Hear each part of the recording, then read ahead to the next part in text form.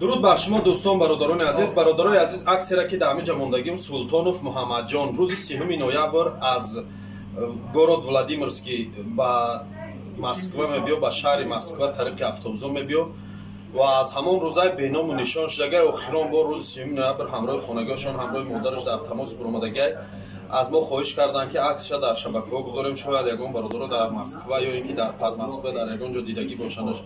خواهش میکنم در رقم‌های در روی اکران بده زنگ زنید و از شما خواهش میکنم همین آوا را پهن کنید تا اینکه همین برادر ما هر چیز زودتر پیدا شد. السلام علیکم و رحمت الله و برکاته. برادرو همین برادر ما سلطانوف محمد بهادرویچ سال تولد 14/09/2001 در شهر مسکو پدماسکوی ولادیمیرسکی область و 29 برآمدگی تا حال دیگه یگان اونجا درکش نمیوان نیست. برادرو 3 نوامبر قطعی مادرش تماس کرده آخران بار.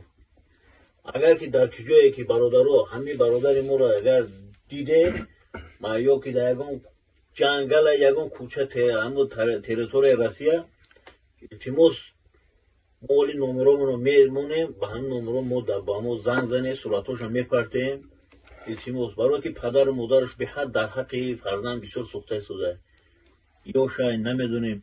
ما رفتیم جلو همون ولادیمیرسکی область رفتیم برادرو در ورنی مغازین کار میکرده آخرون بار همون روزی که همون 29 نوامبر برآمدگیش ما رفتیم همونجا میگه که همون روز برآمده دیگه نیسته تو حال یگان جو نمیم چند область رفتیم سخر و رفتیم برادرو یگان جو در نیسته.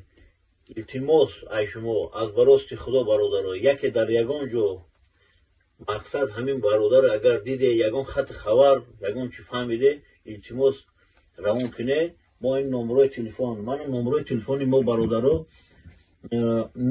8 963 779 45 93 8 965 153 42 42 همین برادرو امکیاش اکاش میشه. یکش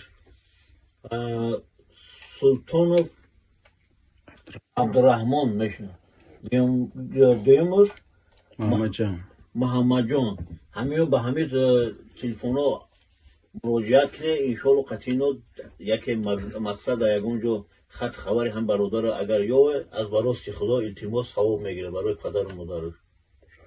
سلامت باشی.